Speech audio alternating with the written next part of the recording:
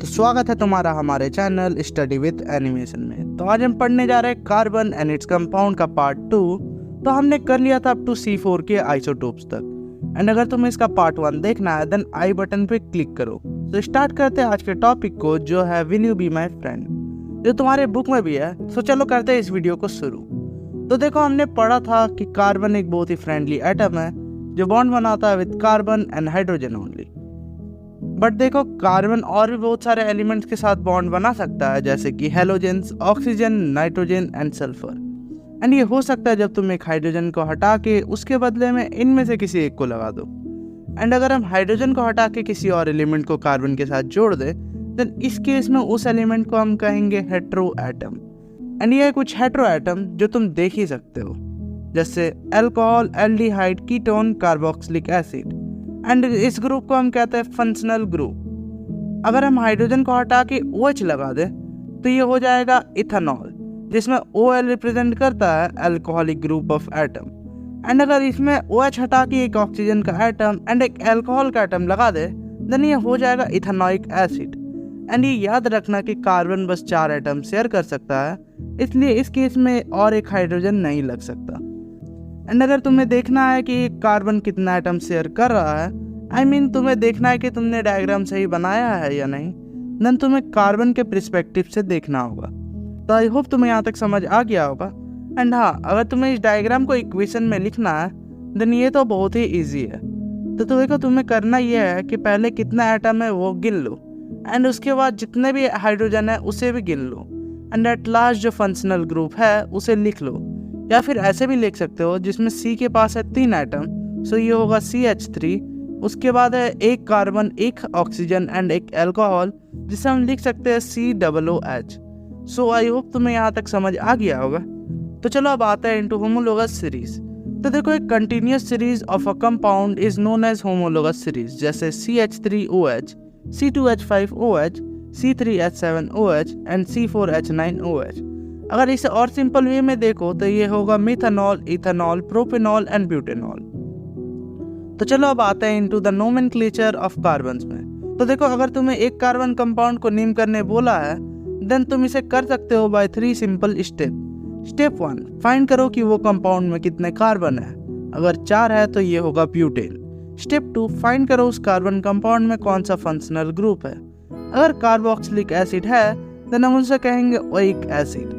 Step 3, अगर 4 carbon है तो ये होगा ब्यूटेन, जिसमें लास्ट के वोवेल से रिप्लेस करना होगा इसे, जो होगा ब्यूटेन प्लस ओइक एसिड, जिसमें से ये हट जाएगा क्योंकि ये वोवेल है, एंड E के बदले में लग जाएगा ओइक एसिड, तो ये हो जाएगा ब्यूटेनोइक एसिड। एंड अगर तुम्हें और भी किसी कार्बन कंपाउंड का प्रॉपर साइंटिफिक नेम निकालना है देन इस स्टेप से तुम निकाल सकते हो।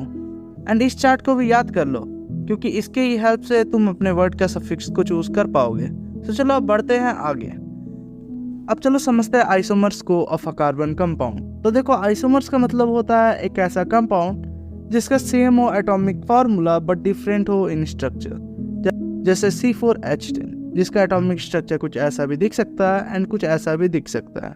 एंड इसी चीज को हम कहते हैं आइसोमर। एंड इसका एक प्रॉपर डेफिनेशन हो गया, each of 2 or more compounds with the same formula but a different arrangement of atom in the molecules and different properties।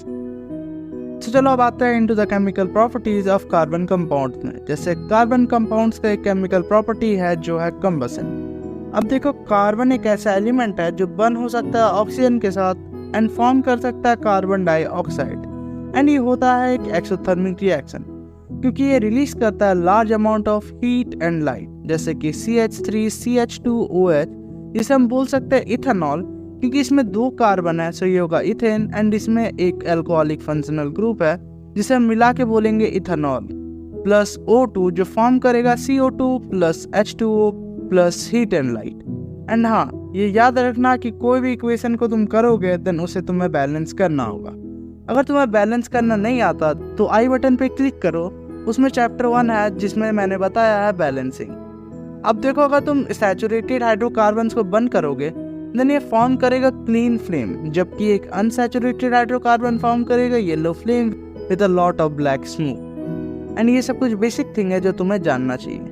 देखो, गैस स्टोव में जो होल्स रहता है वो रहता है ताकि जो गैस निकल रहा है तुम्हारे सिलेंडर से उसमें ऑक्सीजन मिक्स हो जाए, जो तुम्हें क्लीन ब्लू फ्लेम देता है। सो अब बढ़ते हैं आगे, जो है ऑक्सीडेशन। तो देखो ये टॉपिक हमने पढ़ा है इन चैप्टर 1। तो चलो देखते हैं इसका क्या कनेक्शन है इस चैप्टर से। तो देखो कार्बन जब रिएक्ट करता है ऑक्सीजन से, मतलब कंबसन करता है, तो ये तुरंत ऑक्सीडाइज्ड हो जाता है। एंड इसका एक बहुत ही अच्छा एग्जांपल है जो आ सकता है इनटू दी बोट्स, जिसमें हम कन्वर्ट करते हैं अल्कोहल्स को इनटू कार्बोक्सिलिक एसिड, जिसका रिएक्शन कुछ ऐसा बनता है। सो चलो अब आते हैं इनटू एडिशन रिएक्शन। तो देखो एडिशन मतलब होता है जुड़ना। सो मान लो एक मल्टीपल कार्बन कंपाउंड है जो है C2R4, जिसे अगर हम H2 के साथ रिएक्शन में लाए देन ये बन जाएगा कुछ ऐसा जो होगा C2H2R4। सो सिंपली इस टाइप के रिएक्शन में एडिशन होता है एक कंपाउंड का इनटू द रिएक्टेंट। अब आता है इनटू सब्स्टिट्यूशन रिएक्शन। तो देखो ये एक ऐसा रिएक्शन है जिसमें इन्वॉल्व होता है इलेक्ट्रॉन रिच स्पीसीज जैसे कि न्यूक्लियोफाइल, जो डोनेट करता है electrons to the electron poor species. अच्छा देखो addition reaction and substitution reaction कम ही आते हैं बोट्स में, सो इस चीज को तुम स्किप भी कर सकते हो। तो आज के लिए बस इतना ही, मिलते हैं तुमसे हमारी अगली वीडियो में, तब तक के लिए बाय बाय। एंड अगर ये वीडियो पसंद आया तो एक लाइक कर देना, एंड अगर इसका पार्ट 3 चाहिए तो पार्ट 3 करके कमेंट कर देना। सो मिलते हैं तुमसे हमारी अगली वीडियो में, तब तक के लिए बाय बाय।